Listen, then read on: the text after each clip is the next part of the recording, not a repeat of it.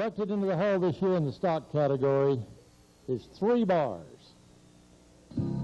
Great Bay Mare, where did you get your name? Called 3 Bars from your bloodlines, oh, the brand that led to fame. Oh, 3 Bars, among the greats, your best. 3 Bars' potential in rodeo was recognized years ago by a man named Bill Macbeth, who first saw her doing her best to get rid of 2 men who were trying to restrain her. He decided then that she would make a good bucking horse and bought 3 Bars and entered her in a rodeo. Reg Kessler recalled the look on Bill's face was priceless when that bronc jumped out of the chute and simply stood staring at the crowd. Macbeth decided then that there was no future for the horse. But Kessler, knowing what she was capable of, took a closer look and purchased the horse. He named her 3 Bars and booked her debut at the Brooks Rodeo in Alberta. Champion bareback rider Dick Haven drew 3 Bars, disappointed that he had drawn a no-name bronc. He wasn't disappointed for long. 3 Bars came out of the chute and unseated Haven so fast he had the wind knocked out of him. 3 Bars was famous in an instant and soon became the bronc the rodeo cowboys dreaded to draw. Some even refused to ride her. She was named top bronc of the year at the 1967 National Finals Rodeo in Oklahoma and would win again in 1973 and 1980. The horse worked for 26 years and lived to be over 30 years old. Reg Kessler started a breeding program about the time he acquired 3 Bars and said that his string of champions were mostly all tied back to the mare, 3 Bars. There were 3 cheers, 3 knots, 3 stars, 3 clouds, 3 moons, and 3 chimes, to name a few. 3 Bars was more than likely one of the very few horses that could buck and raise colts at the same time. She was a mother 12 times, made 18 trips to the national finals, and was cited for her accomplishments at the Super Bowl of Rodeo a total of 9 times. 3 Bars, perhaps the mightiest bronc to ever come out of the Reg Kessler string, passed on in 1993 and was buried in the front yard of the Kessler Ranch in Rosemary, Alberta. Today's Kessler's Ranch is littered with trees. All of the horse's bloodlines seem to go back somewhere to 3 Bars, which Reg Kessler and many in the rodeo world agree would make her one of the greatest. And accepting the Mrs. Lee.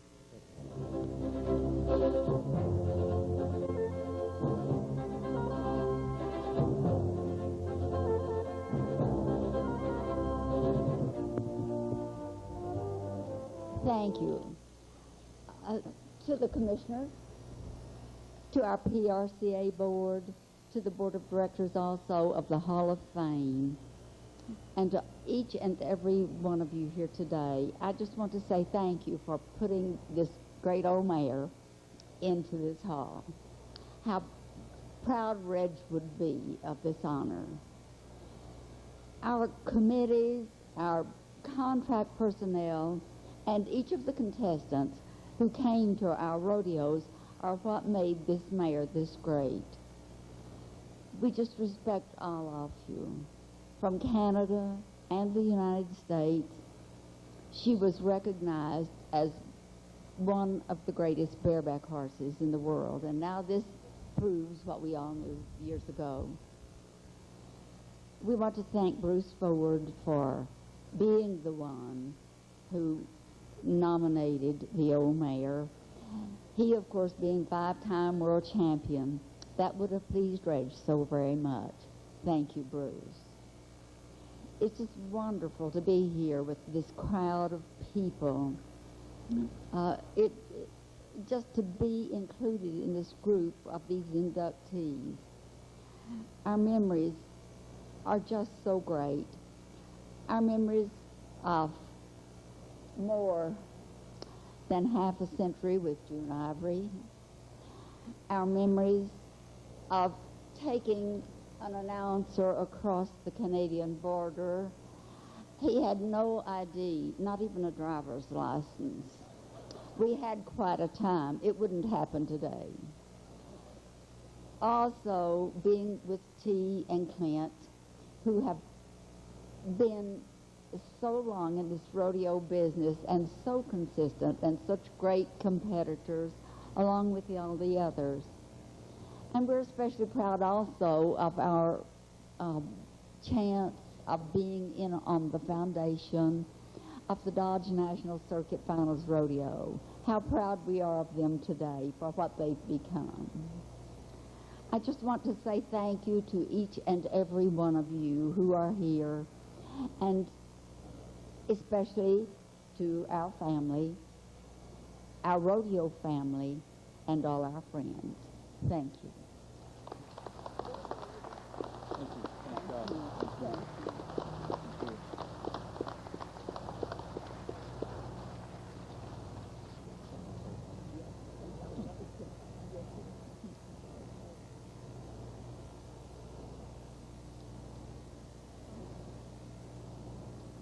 Thank you, Liz, and congratulations to a great bucking horse, an integral part of rodeo, and a true partner, 3 bars. Inducted into the hall this year in the notable category is Dr. J. Pat Evans. J. Pat Evans was born in Dallas, Texas on August the 5th, 1930. He grew up in the Dallas area and after high school attended Whitworth College in Spokane, Washington on a football scholarship. When he was injured playing ball, he became a student athletic trainer. And after graduating from Whitworth, he attended Grady Vaughn School of Physical Therapy at Baylor Hospital in Dallas and became a physical therapist. One day while working as a physical therapist, the department head said, "J. Pat, why don't you go to medical school and just become a doctor?" He was accepted at the University of Texas Southwestern Medical School in Dallas and became a board-certified orthopedic surgeon and a fellow of the American Academy of Orthopedic Surgery. From 1970 to 1989, he was a team physician for the Dallas Mavericks and Dallas Cowboys, where he met Walt Garrison, a football player and rodeo cowboy. It was at one of those events that he envisioned a sports medicine program for the professional rodeo athletes. In 1981, J. Pat's vision became a reality, and he became one of the first physicians in the country to dedicate his medical practice to sports medicine. Seeing a need for the cowboy, just as for a football player, he set upon one of the best things to happen to the rodeo cowboy. When J. Pat speaks to a cowboy or cowgirl as to what they need to do to get back to competition as quickly as possible, he speaks from personal experience. He's taken every step himself and knows what the patient is going through. When a rodeo cowboy calls him in the middle of the night for advice, he is always ready to give advice and a helping hand. Although his main concern is the present and future health of the contestant, he will honestly let the contestant know when it's time to return to the arena. Nobody understands the desire to compete and when it is the safe time to return more than Dr. Evans. That's because nobody has done it all like J. Pat. Welcome, Dr. Evans, to the Pro Rodeo Hall of Fame.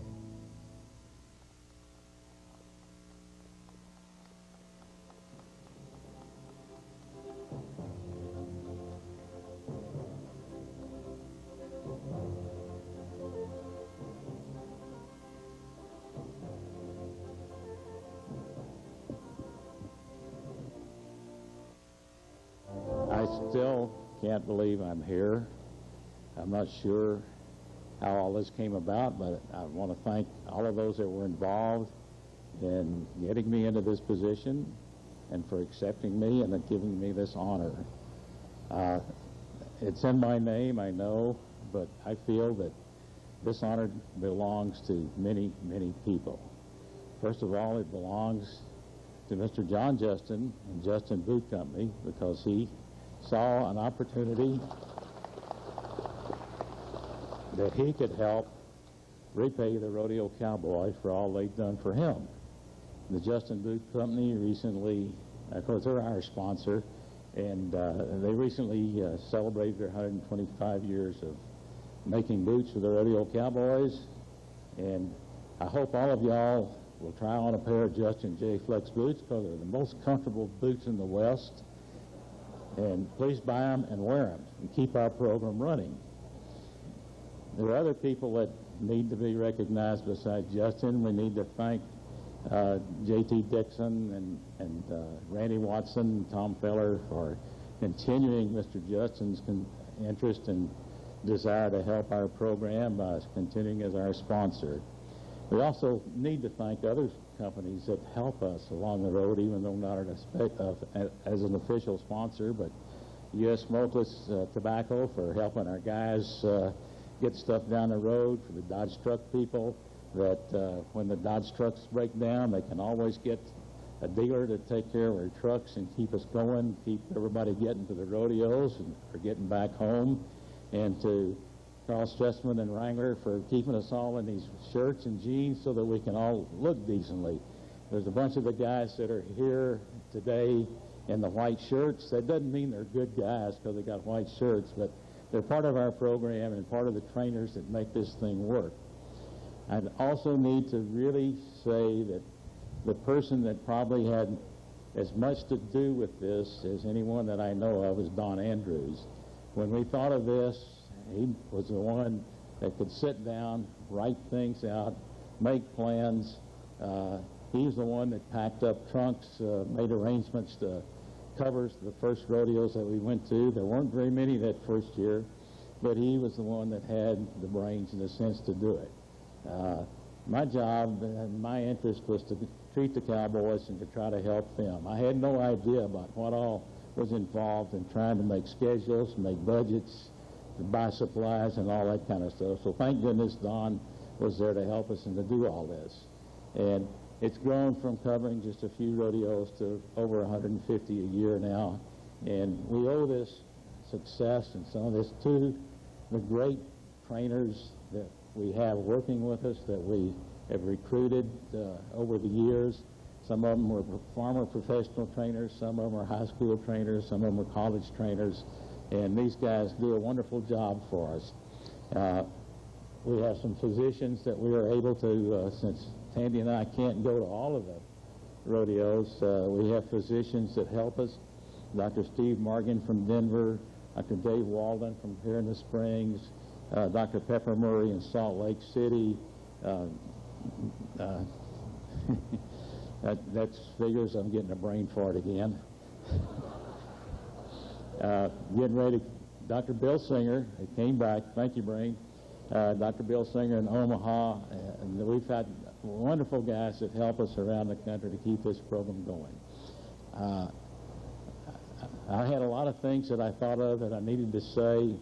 I don't know where the heck I remembered them all or not, but anyway, I just want to thank everybody.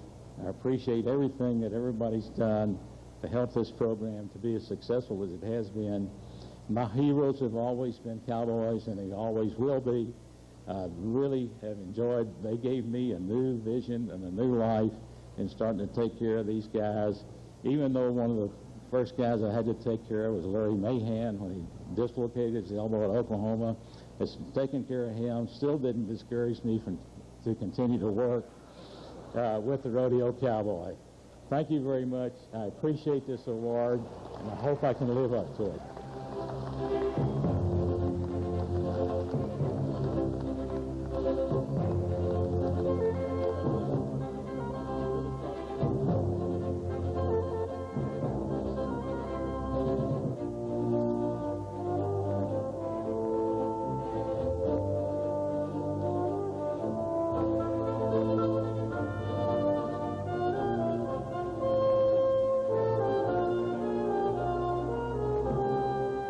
Dr. Evans, thank you for all you do. Dr. J. Pat Evans. Inducted into the Hall this year in the bareback category, Mr. Clint Corey.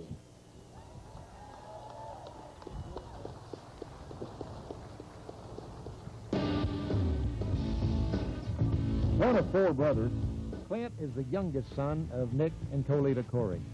At the very young age of 7, Clint started riding in junior rodeos. Even though he rode bulls and bareback as a junior, he decided after competing at the junior level that bareback was his calling, and he concentrated on the one event. In 1984, Clint got his PRCA card, and he was on his way to a career that is still going today. At age 42, he is still considered one of the riders to beat. When Clint was competing in junior rodeo, his idol was Joe Alexander, and he patterned his style after Joe. I remember how he would always tuck his chin and keep his upper body up. Just tuck his chin, lay back, and ride. As Corey would emulate his idol, he was becoming a name to be reckoned with. Soon after Corey joined the PRCA, it seemed he was destined for overnight success. In 1985, he qualified for his first national finals and nearly toppled Lewis Fields for the title. Clint lost the title by just $3,900. The next few years, Clint was always right there on top, but just couldn't quite make the final mark for the world. Some say he was just too nice a guy. Just didn't have what was needed for that final drive. Bob Tallman once said, Clint Corey is probably the best liked cowboy on the circuit. Well, nice guys can finish first. In 1991, Clint gave some thought as to why things always seemed to slip away at the finals. His conclusion was that his preoccupation with winning the World Championship kept him from doing what he had done all season long. Have fun. So he formulated a new strategy. His new game plan was to have fun, make good rides, and not worry about everyone else. And it worked. Clint Corey became the 1991 world champion. After his last ride that year, he went up to the contestant seating area and looked at his wife, Diana, and through one of those Clint's big smiles said, yeah. That one word was all that was needed to tell his wife he had won the world championship. Clint continued to ride and ride well after winning the world championship, and even though he only has the one championship, he has continued to be the one to beat. He's been to the Wrangler National Finals a total of 18 times and has won well over $1 million in career earnings. Articles written about Clint in 1998 and 1999 suggested Corey's skills would sustain his career into the next millennium. They have. And it just goes to show that nice guys do finish first. We're pleased to induct nice guy Clint Corey into the Pro Rodeo Hall of Fame.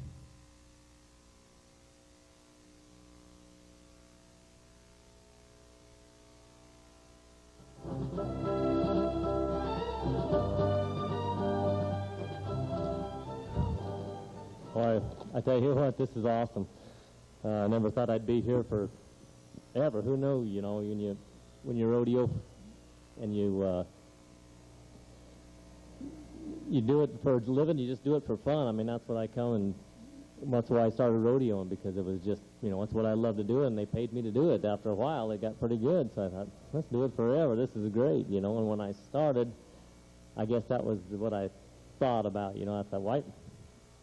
I can't imagine ever doing anything different, you know. And I guess I've had an awesome career. I can't explain everything. I was telling T a little while ago, I said, well, I'd rather you come up and talk about me and I talk about you, because I hate talking about myself. But I've got to thank so many people, and I'm going to just the inductees first. You know, the people that I'm being inducted with are great. Bob Tallman's, you know, guys talk about me forever, and J. Pat, he's the guy that held me together forever still, and made me able to compete for all these years. And I got to thank my family and friends. I see so many people out there that have supported me all my life. You know, my wife, Diana, she's done a wonderful job raising our kids because I've been gone, you know, and putting up with me for all these years. You know, when you're winning, things are great, you know, and you kind of take your wife for granted, but when you're down and out and things aren't going your way and she's still there for you, you know, that means a lot. And so I got to thank her, and all my mom, my dad, my brothers, everybody has always supported me forever, you know, and I can't say enough about them. My sponsors, and, you know, from Wrangler to Barstow Rodeo Equipment, who's helped me.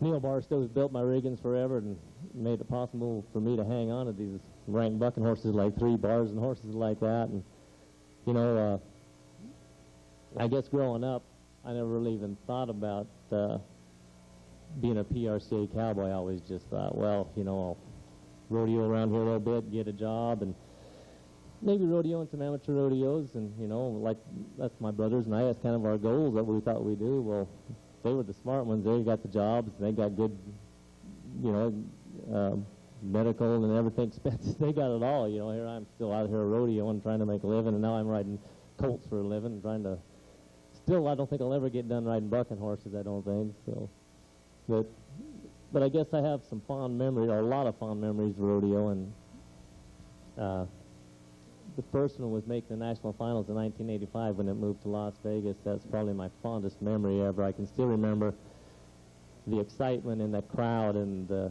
building there at Thomas and Rack. It was just unbelievable, and like I said, I'll never forget that. And then, of course, winning the World Championship in '91 was one of those deals I didn't think I'd ever get there, finally. And then this has got to be the best, though, getting inducted into the Hall of Fame. You know, I can't explain how it's made me feel all year, you know, and just knowing since March that I'm going to be in here with all my heroes and all the great people that are inducted. You know, they said last night there's like 176 people in the Hall of Fame, and I feel very fortunate to be one of those. And again, I'd just like to thank the commissioner and all the committee and everybody that got me here, and my family and everybody for supporting me, and I'd just like to say thanks again. Thank you very much.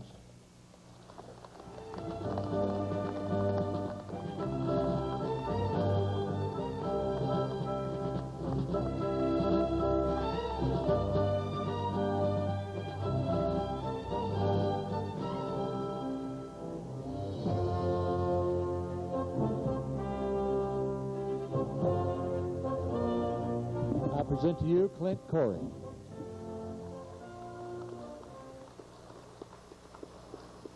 Inducted into the Hall this year in the team roping category is T. Woolman. He grew up roping on his grandpa's ranch outside of Veneta, Oklahoma. His family lived in town. At an early age, he had a burning desire to rodeo. He first roped competitively in a junior rodeo when he was 8 years old. He advanced through high school ranks in both calf and team roping. He roped at the college finals in 1978, but by 1980, he was ready to leave college and rodeo full time. He teamed up with Leo Camarillo, much to the surprise of many. He was actually a student at Leo's roping school when he was 14 years old. Now, in his first year as a rookie, he was teaming with one of the masters in team roping. Leo says, "Even when I saw T as a kid come out of that box and throw a rope as fast as he did, I knew he was going to be a superstar, and I wanted a part of it." T was sensational his first year as a pro. He not only won Rookie of the Year, but won the gold buckle for the World Championship. Funny thing is, says T, Leo could have elected to go with any other header at the 80 NFR and won the World Championship himself. After all, he was only slightly more than $1,000 behind me. But he elected to stay with me, which probably gave me the chance to win my first gold buckle in my rookie year. Woolman went on to win a gold buckle 2 more times, in 1989 and 1991. He holds the record for the most NFR qualifications in all events, combined at 36, and ties Jim Rodriguez for the most times in one event at the NFR with 19. T won the national final steer roping average crown in 1998. He was one of only 4 ropers to rope all 10 steers, with an average of 168.7 seconds on 10 head. Early in his life, T. Woolman had made up his mind to be the best team roping header of all time. Well, maybe yes, maybe no. But one thing is for sure. T always gave it his best. From the time he was at his grandpa's ranch at 6 years old to even practicing on a set of horns at his father's gas station, second place was never good enough for T. It had to be first. That attitude and hard work has certainly paid off. And it is our pleasure to induct T. Woolman into the Pro Rodeo Hall of Fame as our gratitude for his outstanding accomplishments.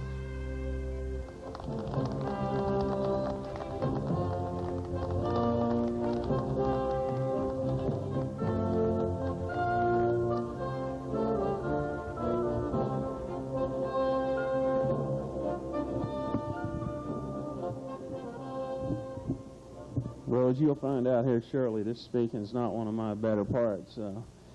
Anyway, I just need to give all the glory to God for getting me here today.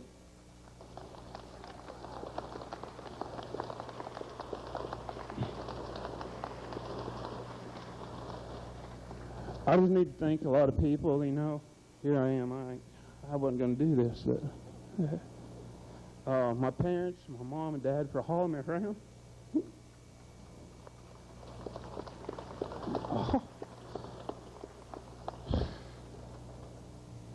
Got two sisters here today. One, she didn't make it. She probably had something better to do. I don't know. Anyway, they always kind of took a back seat to me because I was only boy in the family. So they said I got all the benefits. I don't know. Anyway, Jackie and Walker, like Clint was saying, your wife, you know, they're the backbone of the outfit. Take care of everything while you're gone, and horses and driving all-night drives and all that stuff. And it's just this is pretty tough for me. Oh man, this is tough. Couldn't do it without our sponsors, our Wrangler. You know, they've been with me ever since we've been around, and I've been around for a long time. So I got several of them. This is tough. I'd rather go out there and rope against Jake and Clay or somebody.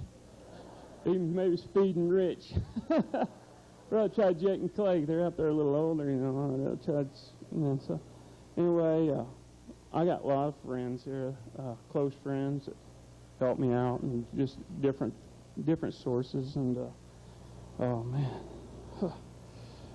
can't name them all. I got so many close friends that just, when times are good, you know, you can call them and they'll just tell you how good you're doing. When times are bad, you can call them up and cry on their shoulder.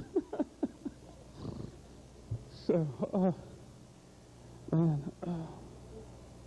but yeah, you know, my sponsors: Wrangler, Purina, Coat Sally, Reese Ranch, 4-Star, Timber Creek, Dr. Greg up there at Amarillo. He takes care of our horses, keeps them going for us, and I just appreciate everybody and all my friends. And I got notes that everything.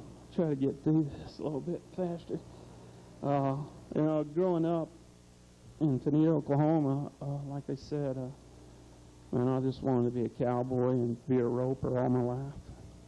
And I spent many hours roping a dummy there at my dad's gas station.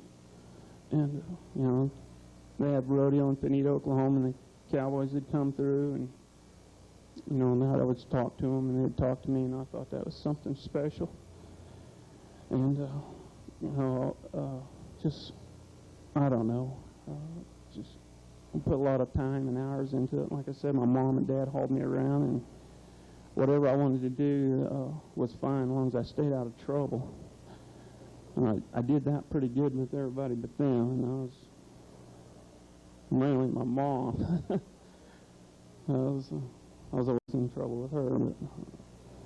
But I set goals early in life, you know, winning a world championship, and like I said, I went to one of Leo's Camarillo schools when I was 14.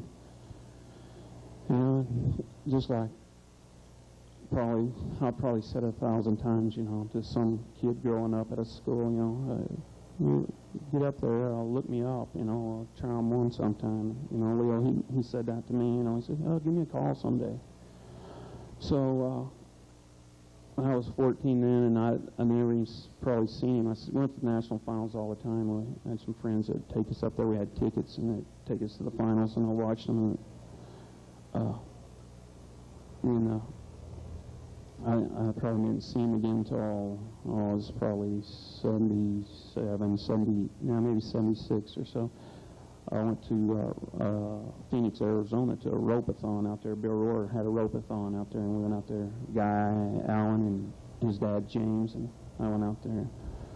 Well, and back in them days, you know, team rope wasn't near as tough it was now. And I was healing for Guy, and so we was rolling along the decent in the rope, and I don't know how we ended up was ahead of HP and Leo, and I was riding in the box for the short round. He looked at me and he said, "All right, kid, the king's coming." And I says, "Well, bring it on, because I'm already in front of you." So, but anyway, getting back to this, was in school in Durant, and roping down there and trying to go to school and make something out of my life. Mike Beer showed up down there, and that kind of put the halt on school, and so I can blame him for something. But the national finals was going on, and it was 79 finals, and Roy was down there, Roy Cooper, and he goes, "Hey, I've been talking to Leo," and he's like, "You ought to get your card and go rope with him." And I'm like, "Oh, I don't know about that." And he goes, "He wants to talk to you." So, and then about that time, Beers was getting his card, and Ole Smith, and I think maybe Steve Bland, all them guys was all getting their cards, and I was like, I'm not going to be the last left here by myself. So I went to the national finals one night with Roy and talked to Leo, and back then you didn't have to get a permit. You could just get the team roping director and 3 or 4, maybe 2 directors and 3 card holders to sign for you. So Dick Yates was the team roping director, and John Davis was the bull riding director, I think, and he signed it, and then Leo and Gerald and Roy signed my card, and away we went to Odessa and Denver, and pretty much the rest was history for 1980. We had a pretty exceptional year, and roping with Leo, it's an experience. You either love him or you hate him, and so we have good times and bad times. But anyway, I'm telling you, Leo Camero is one of my good friends.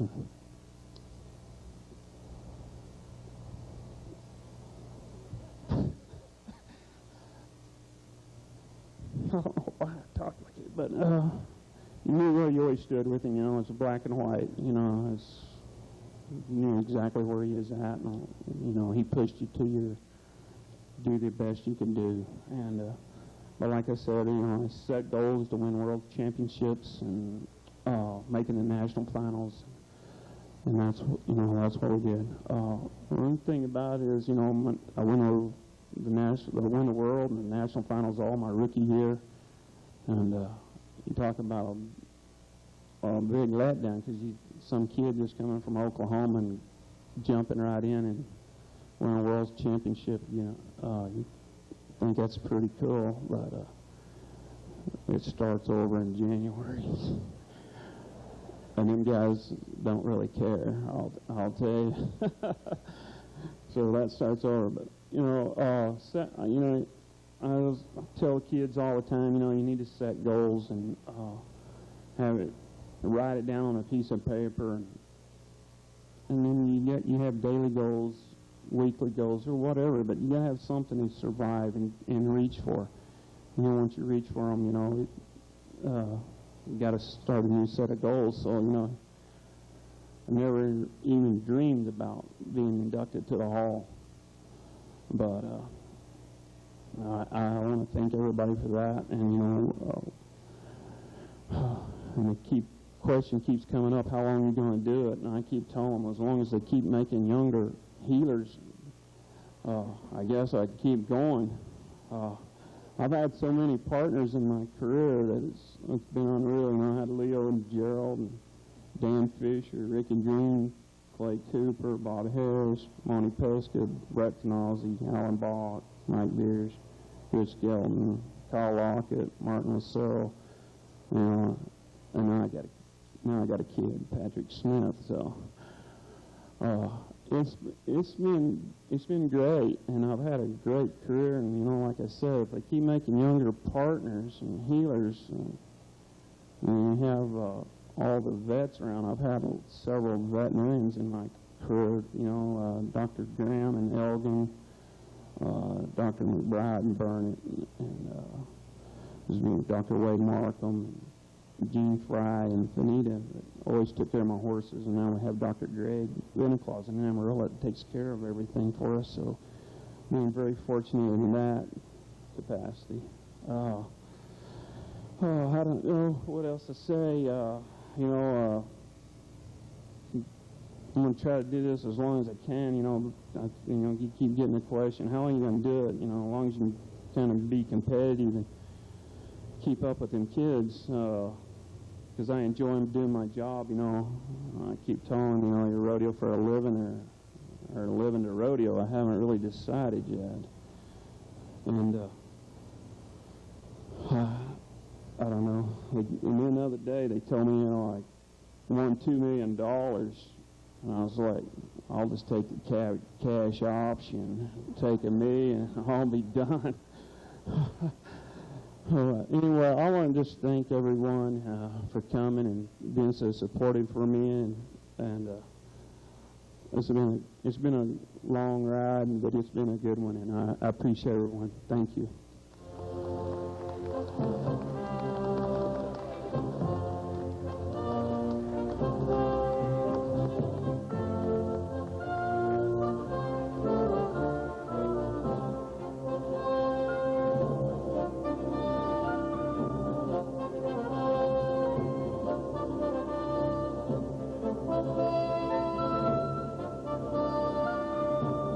T. Roman, ladies and gentlemen. Inducted into the hall this year in the tie-down roping category is the fantastic Mr. Fred Whitfield.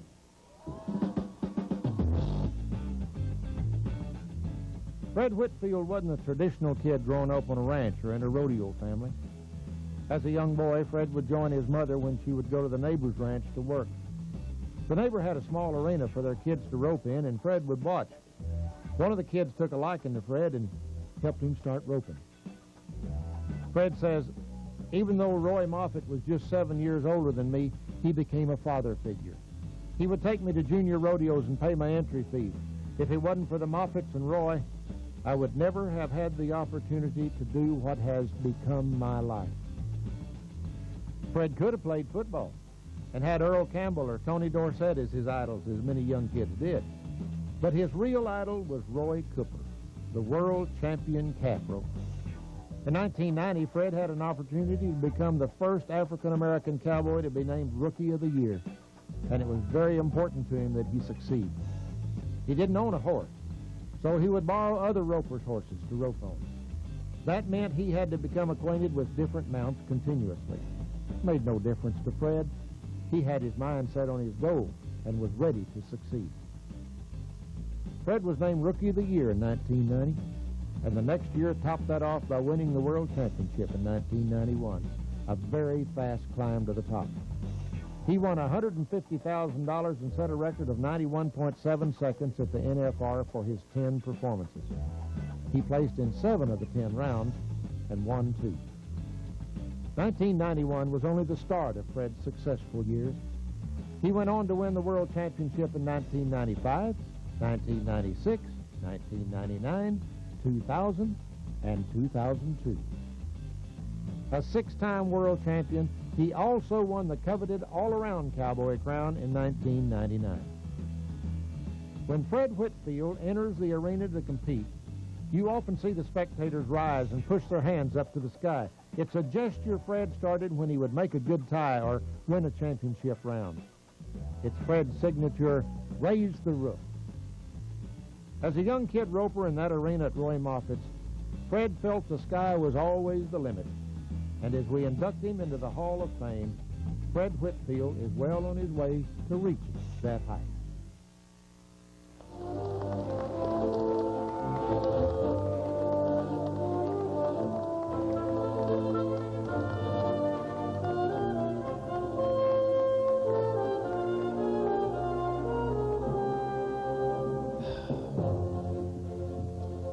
Here we go.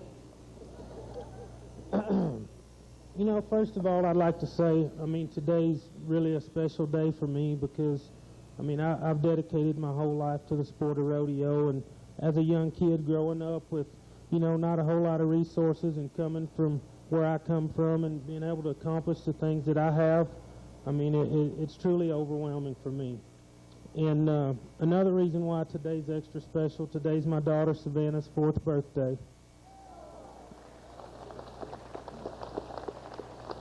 And for her dad to be getting inducted into the Hall of Fame today, it's something I'll remember and cherish the rest of my life for as long as I live. On a second note, for all the guys that's, watched me grow up and been behind me my whole career, I mean, we're making history. Today's a day that we'll probably never, ever forget, any of us. And, I mean, we worked hard at it, Roy and his family and my family and my brother. We've sacrificed a lot. There's been a lot of people along the way that's helped me get here.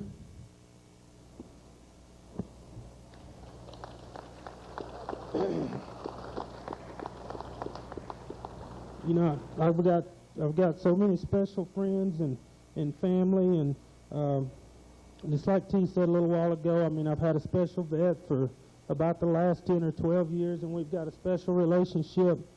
I've managed to have good horses, and along with a lot of good partnerships along the way, and there's just a lot of people that have been behind me, and I mean, there's no way you can ever repay back any of the things that most people have done for you the rest of your life. All you can do is give them a little bit of recognition, and I could stand here and talk all day long about the people that have helped me along the way, and it still wouldn't be payback enough. But all the people that have helped me along the way, you know exactly who you are. I mean, I'm forever indebted to you, and I love you all.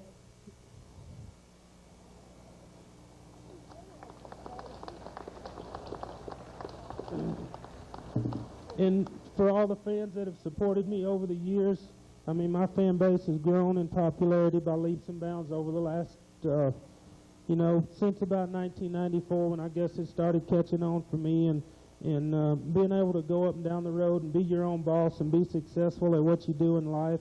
And, everybody asks me all the time, why didn't you play football? Why didn't you play basketball? From the very first time I picked up a rope as a young kid, it's been something that I've been addicted to, and I don't regret it one bit. Who's to say that I'd have went on to win any NFL championships or even play on an NFL team? Rodeo's been in my blood, and it'll be in my blood till the day I die. Thank you all very much.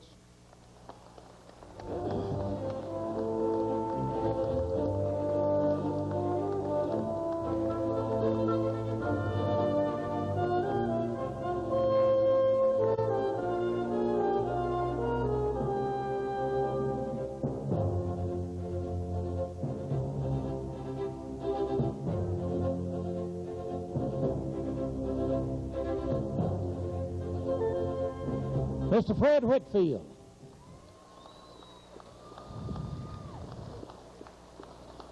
Before I introduce this next feller, I've got a little something I want to read here. Whereas Bob Tallman is a native of Winnemucca, Nevada, and whereas Bob Tallman is a world-renowned rodeo announcer, television host, national spokesperson, cattle rancher, and barbecue boss who has been selected to announce the Wrangler National Finals Rodeo in Las Vegas a record 17 times, and is a 6-time recipient of the Distinguished Pro Rodeo Cowboys Association Announcer of the Year Award, and whereas Bob Tallman will be inducted into the prestigious Pro Rodeo Hall of Fame at 10 a.m. Saturday, August 14, 2004 in Colorado Springs, Colorado, therefore I, Paul J. Vesco, as Mayor of Winnemucca, Nevada, and on behalf of our city, commend Bob Tallman, and in honor of his achievements, proclaim August 14th, 2004 as Bob Tallman Day.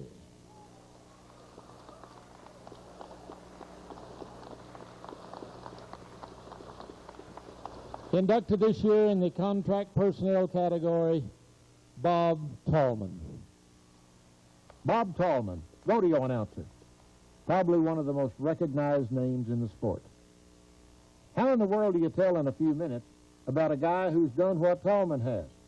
The man's been everywhere. I've been everywhere, man. I've been everywhere, man. Across the desert, bare, man. I breathe the mountain air, man. I've traveled, I've had my share, man. I've been everywhere.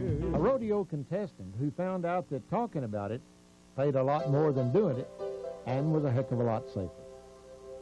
Bob Tallman was a roper and rider back in the 1960s when he persuaded, as he can do, a rodeo producer that he could do a better job announcing than the announcer. The producer said, "Give it a try," and he did. His whole life changed, and so did the world of rodeo. Bob says he paid me $100, and I thought there would never be another poor day in my life. The Count of Winnemucca was born, and rodeo has prospered for it for over 40 years. Clem McSpadden dubbed him with that name, and to this day, Bob Tallman is known as the Count. Tallman has, in addition to being a rodeo announcer, had a radio show called The Great American Cowboy. He has done numerous commercials, voiceovers, and TV shows. He goes 7 days a week, 24 hours a day, and wishes there were 25. There is the right way, the wrong way, and the Bob Tallman way. And you know what? Bob Tallman usually wins out. You talk too much, you worry me to death. You talk too much, you even worry my pet. You just talk. Holy hop and hamburger! Did you see that bull bugger? He can be abrupt. He can be charming. He can be funny. He can be sad. But always, he is Bob Tallman. Honest, straight shooting, and a rodeo cowboy's best friend. Being crowned Rodeo Announcer of the Year 6 times certainly speaks for itself. But in addition, he has announced the Wrangler National Finals Rodeo 17 times, and 9 of those are consecutive, from 1995 through 2003. Try this. Close your eyes. Let Tallman take you on a ride. All right, everybody, it's time to ride 'em. The higher they jump, the better they buck, the better you ride, the better the score ought to be. It's rodeo time. It's about time for a little extra try. Here it comes. 2,000 pounds of humpback, loose-skinned Bellerin beast. Toes pointed east and west on a southbound bucking horse. He's going north to get the money. Rode him like he owned him. Looked like a riding at a 4-H calf on a Sunday picnic. The NFR without Tallman would be like bread without butter. Anyone who's been to an NFR and witnessed Bob Tallman give the memorial service honestly knows the man has a God-given talent. Bob has another gift on his side. He says that he would be nothing if it wasn't for his wife, Kristen. She lifts me up when I'm down and puts me down when I'm too far up. When Bob Tallman did his radio show, The Great American Cowboy, it was a natural. After all, rodeo's Bob Tallman is the Great American Cowboy. And we welcome America's cowboy into the Pro Rodeo Hall of Fame.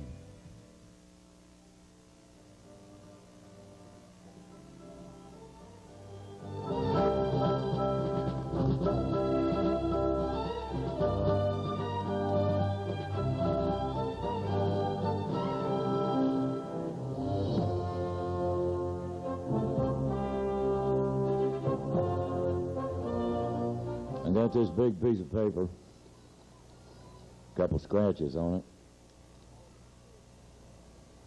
Kristen said this morning, "What are you going to say?" I said, "I don't know. What do you think I would say?" She said, "Not much. I already said too much in the last 35 years. Less is more." Quite a class, isn't it?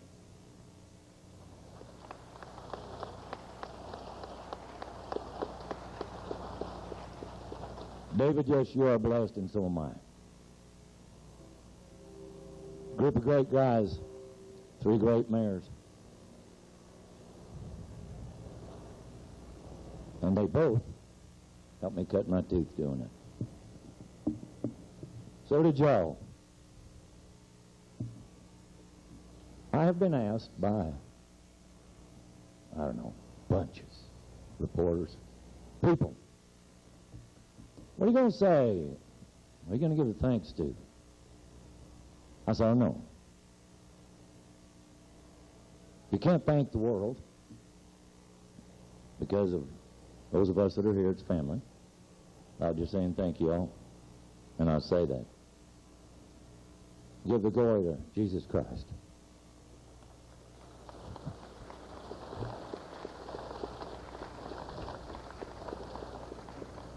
Paul Tierney, one time, he won the all-around title. I thought that was the coolest thing in the world. He said, I give the glory to the Lord. I'm taking the check to South Dakota. Paul Tierney was one of my heroes, like all them other guys in there, and a whole bunch of you that aren't in there, maybe never get in there. It's a cowboy. And I started using it in a press release about having this God-given talent. I don't know who wrote it down. I don't know who printed it. But I said I have a God-given talent. How blessed I was. Problem was I said that for years, didn't live that. Once I've learned to live that, don't need to say it anymore. So that's where the glory goes.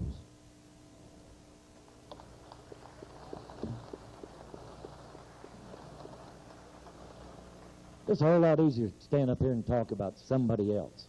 If I'd have known that Donna was going to do that for June, I'd had Clem come do it for me. Clem tells a better Bob Tallman story than anybody I know. Only nickname I've ever had, he stuck on me. But it's about two things in my life.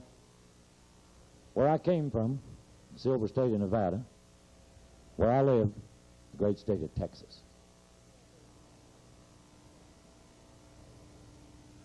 I found out that I'm the first guy from the state of Nevada to be inducted into this hall. That's wrong.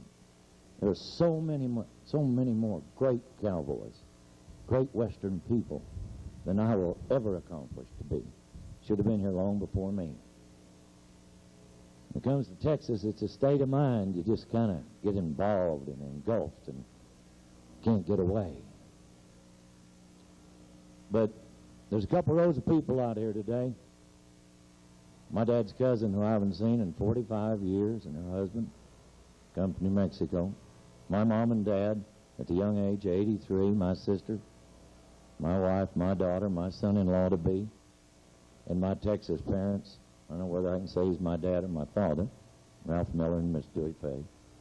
Ronnie Lay came all the way 22 hours from Telecasset, Oregon, to bring me a box of huckleberries that he picked 3 days ago and kept them on ice. You know, those are the little things that you got to think about.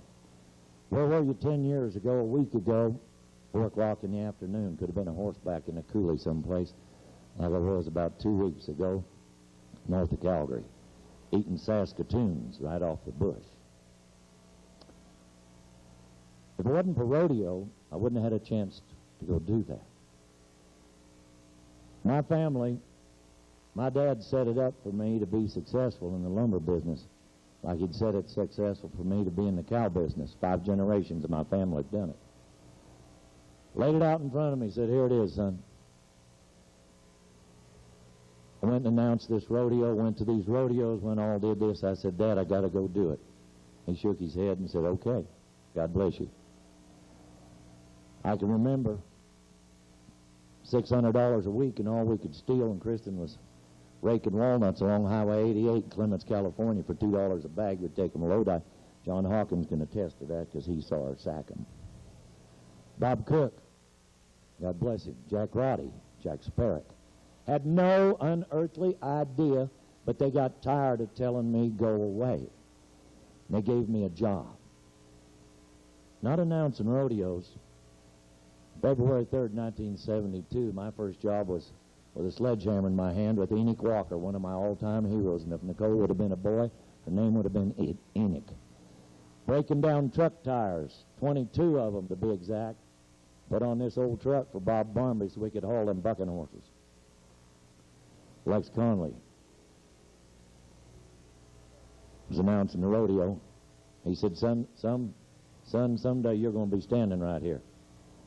I said, I hope so, because I'm tired of driving these trucks, fixing these tires, and blanking these calves.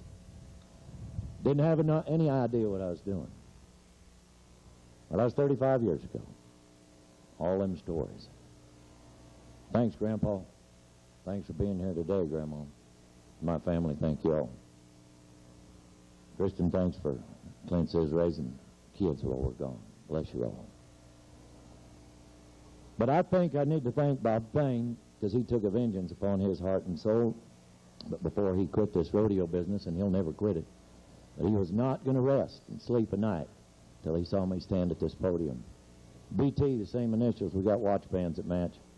We got a lot of great stories for the last 30 years, and he took me all over the world. Introduced me to a lot of great people. Sean Davis said, I'm going to train you and teach you, and he has, and Buck, I love you for it. 30 years, RSC Rodeos. Then Cotton Rosser come along. He said, I know you work for them other guys, but I'm going to give you a chance. Took me to Long Beach, California. It's the first time I ever went in the building. Flew me in an airplane. All about 20 minutes till he handed me the stick, and I couldn't drive a truck real good, and he said, fly this plane. We did.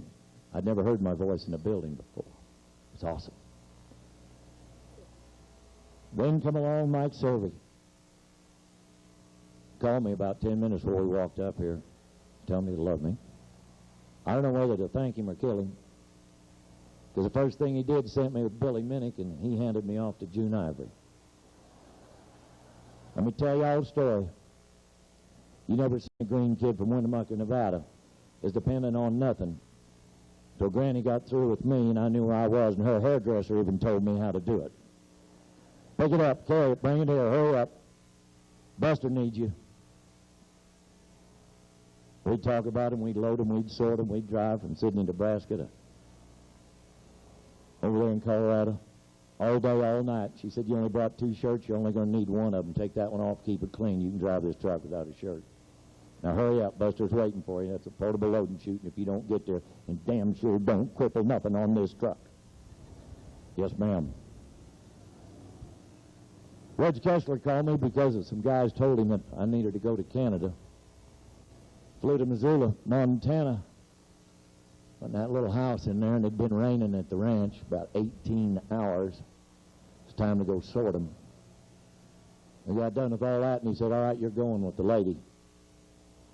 The story she started to tell was she came from Texas. Her driver's license was expired. I came from California, which was a foreign country in Montana. We got in this old Cadillac car and started out 22 hours of Saskatoon, Saskatchewan. Car hadn't been licensed in 5 years. Here comes this cute little Texas honey. I call her Rosa, my Texas Rose. This kid from California, as green as they come, in an illegal car crossing the border. She lied to him a while, I lied to him a while, we both lied to him a while. Pretty soon they got tired of our lies and said, gone. And the only stop in 22 hours we made besides that was at a Hutterite colony, where I bought a pair of shoes, and I still got them. We got to Saskatoon. What an experience. They'd been having a strike.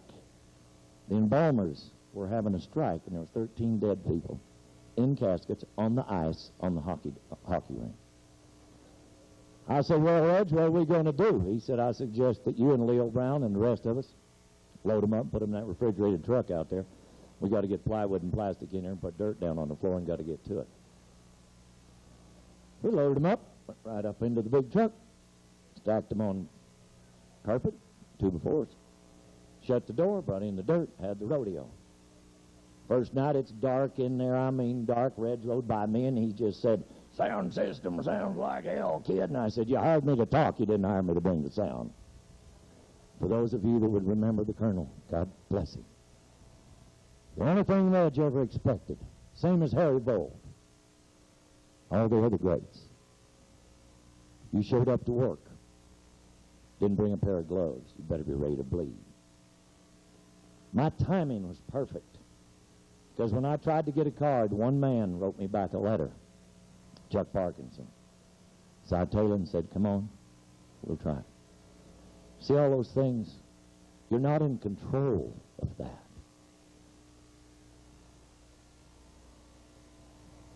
I can't thank all the committees that are here today. There have been about 115 of them. Can't thank all the cities, because there's been 200 of those. 44 states, Canada, Mexico, Australia, New Zealand. But I thank you all collectively. To all the people who have come here today from one of the greatest rodeos of all times in Reno, Nevada, the Houston Astrodome, thank you for making the effort. Thank you for what you've allowed me to do. Fort Worth, Texas, Bob Watts here today and Dan Gaddis is here today. I worked for these two men for more years with a handshake before I ever had to have a contract, because you know how the world is today, you got to write it down, than any two other people in the world. And I love you both for your confidence. One of them hired me behind the chutes, the other one hired me in a horse stall at the Cow Palace in San Francisco. They had faith. To Las Vegas, my second home in Nevada, Pat Christensen, Berlin Miller. I go back before that. First time I ever remember sitting, having coffee with Benny Binion. I didn't know that Jesus of that time wore boots and packed a pistol too. What a hero. All I wanted to do was be Jim Shoulders or Larry Mahan, and I wouldn't have made a pimple on their bottom, and still couldn't today. But to all the people in all these cities that are still making it work, I say thanks. To Rodeo, to the radio business, Peter Powell, Stan Garrett, gave us a chance to do that radio show. To John Bumgardner and Mary Ann that are here today, that when they had a choice to hire everybody else in the world, they stuck me with Kurt Gowdy and Larry Wilcox and Bob Eubanks, with Heston Pro Rodeo, and put us on the map years ago. John, thank you so much for all of that. Can't say in closing, because I'm not done and I'm not quitting. Last night I had it twice ask me, what are you going to do now? I said, you mean tomorrow? No, now. Like, go on and do now. Well, the first thing I'm going to do is ask y'all not to give me any more awards. You got an extra one around, nobody would give it to. Put God's name on it and send it someplace. I've had more than I deserve. Way more. It's my job to give to you. This is not a graduation or a retirement. It's a rung up on the ladder success. Said by you, not by me. Red Stegall saved my life.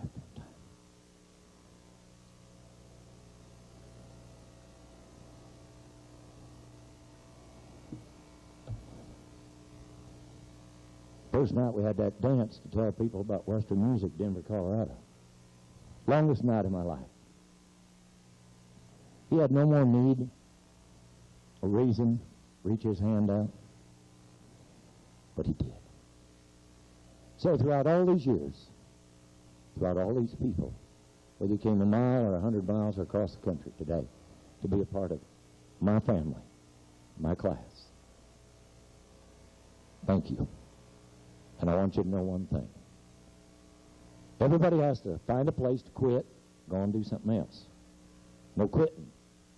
Okay? No quitting. But in John 3:30, it says it's more about him and less about me.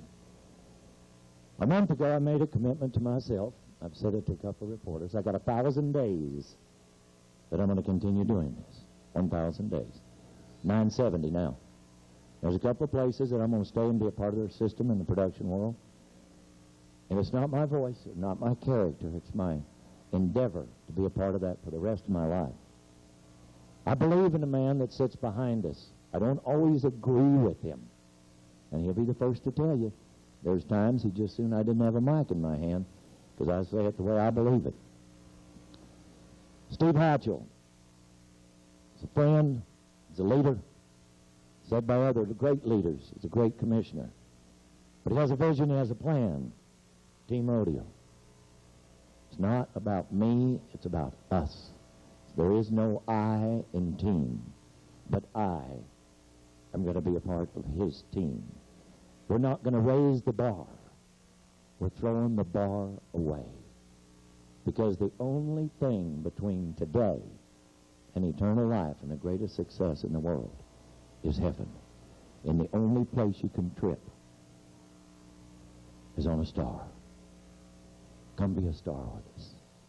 That's what we need to do. God bless you all.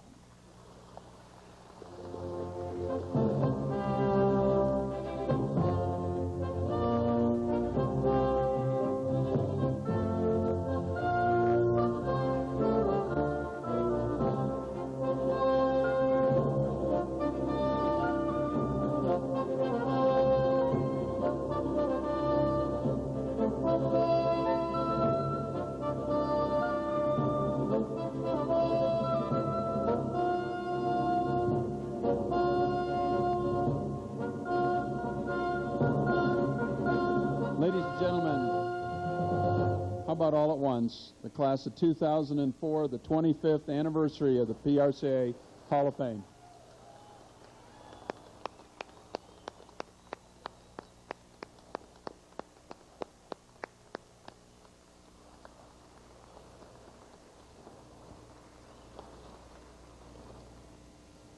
Couple of items for you. We have lunch for you.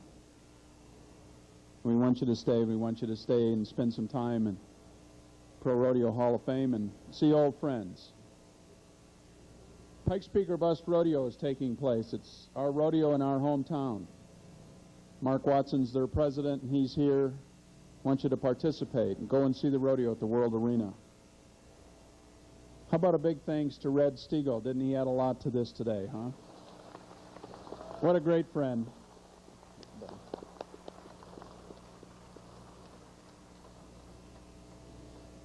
One last thank you.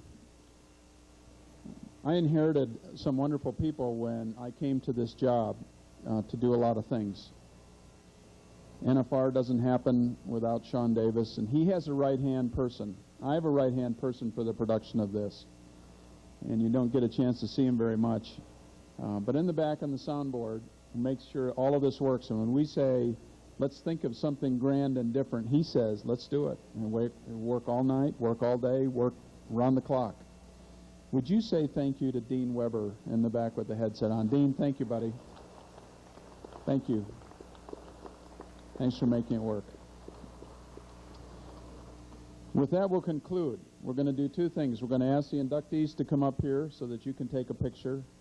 But I would like to ask the class of 2004 to stand and all of the members of the Pro Rodeo Hall of Fame to stand so that you can see a great rodeo team. So if you'd stand so we could honor you today.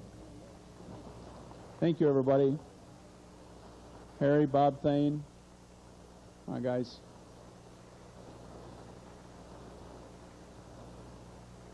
Thank you for making 2004 so special. And to all of you, we are so honored that you would take time out of your schedules to be here. You make rodeo great. We're very, very proud to be here with you today, and thanks for all you do. And we look forward to seeing you here next year, 2005. Thanks, everybody.